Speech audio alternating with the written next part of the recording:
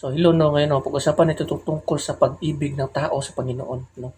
So, paano ba natin maipakita na tayo ay umiibig or umibig sa Panginoon? Paano natin maipakita na inibig natin ang Panginoon? Isa dito is yung kung paano tayo namumuhay sa kanyang salita. Sinusunod natin ang kanyang kautusan, sinusunod natin ang kanyang kalooban, sinusunod natin ang kanyang salita at mamuhay tayo dito. At ang pangalawa dito is ito yung pansinin natin ang ating kapwa rin ng mga mahihirap. Kahit sa ang sulok ng mundo, hindi mawawala ang mga pulubi. Yung mga needy, yung mga taong nasa mahirap na sitwasyon. Marami sa atin dito na sa ang paligid na yan, sa ang sulok ng city. No? So, kung pagbabasihan mo sa Biblia, sa Old Testament, utos ng Panginoon na yung mga tao na yan ay huwag nating kalimutan. No? So, minsan kasi, marami sa atin dito na mga mayayaman na mga tao.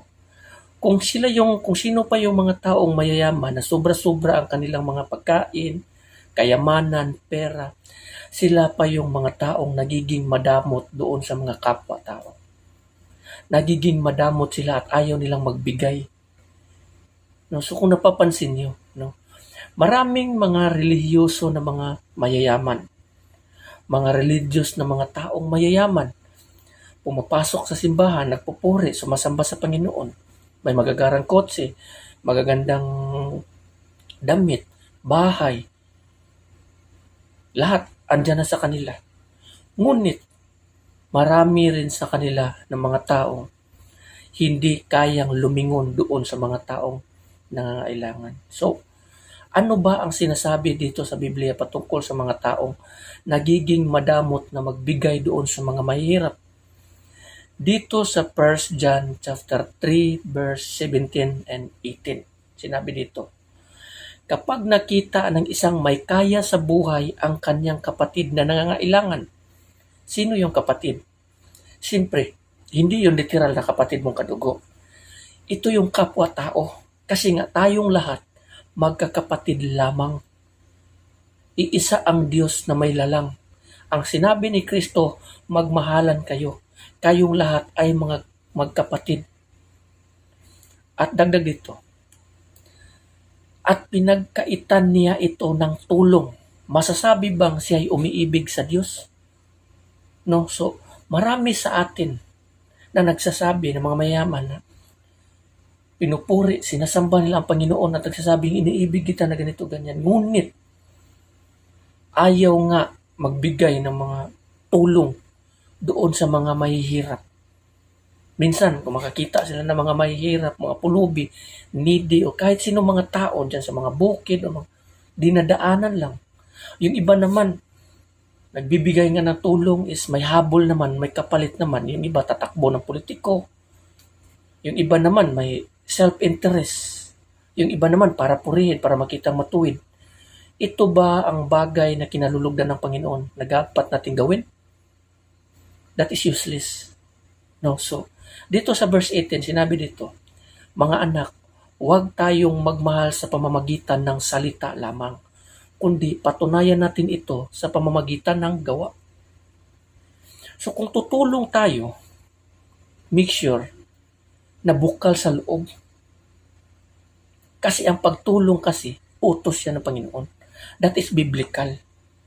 Kung tutulong ka sa isang tao na bukal sa iyong kalooban, na walang halong karumihan, na habol ang interes, para purihin ka, para makita ka sa mga tao, para iboto ka, ganun.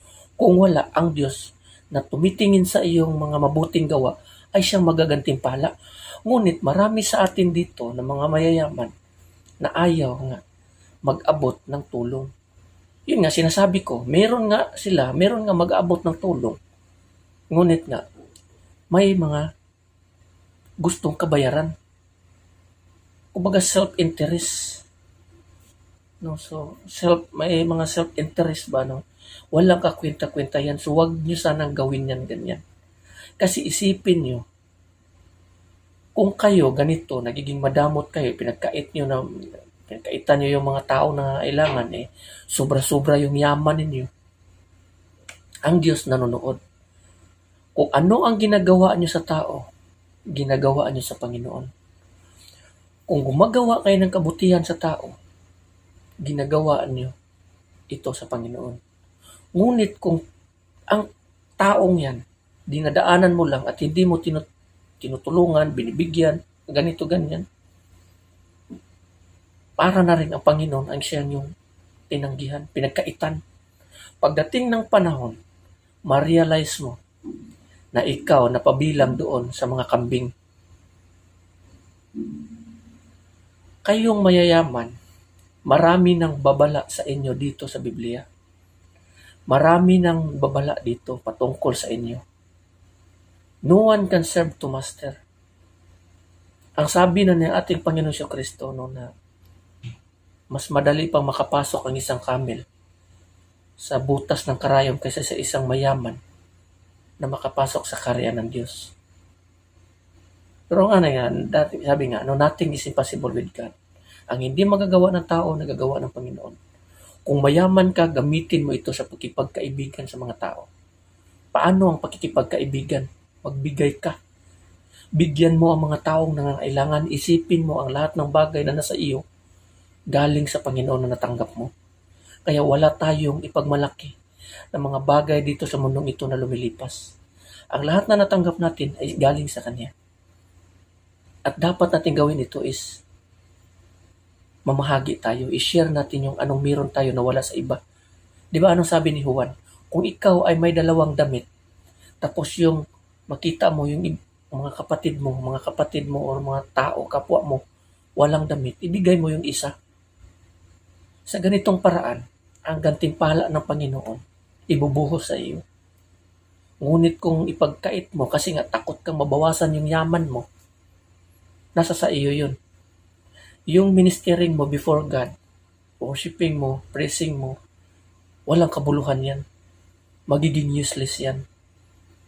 Kasi nga, hindi ka namumuhay sa kanyang salita.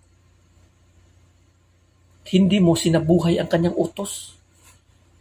So useless ang lahat ng ginagawa mo. Huwag nating sayangin, no? Mamuhay tayo kung ano yung utos dito. Madali lang naman sundin ito. Ang pumipigil lang sa atin dito, itong puso natin na nagdidilim dahil nga kontrolado pa rin ni Satanas. Kung magpadala ka niya na kontrolado pa rin sa Satanas, magpatigas ang puso mo, ikaw rin ang mahihirapan pagdating sa dulo. Nagiging biktima ka sa sarili mong takbo ng isip at puso. Pagdating ng panahon, makikita mo ang pagkakamali ng iyong ginawa at doon mo pagsisihan. So huwag nating sayangin ang pagkakataon. Ang ginawa mo sa tao, ginawa mo sa Panginoon. Kung gumagawa ka ng kabutihan sa tao, nagbigay ka sa tao, hindi lang sa tao mo yan ginawa, kundi sa Panginoon. At ang Diyos magagantimpala sa iyo. Ngunit kung pagkaitan mo ang isang tao, darating din ang panahon, pagkakaitan ka rin ng Panginoon. Kasi kung ano ang ginagawa mo sa tao, re-reflect yan sa iyo. Kaya lagi niyong iisipin yan. Lagi niyong iisipin. No? So, hanggang dito na lang, maraming salamat and God bless you.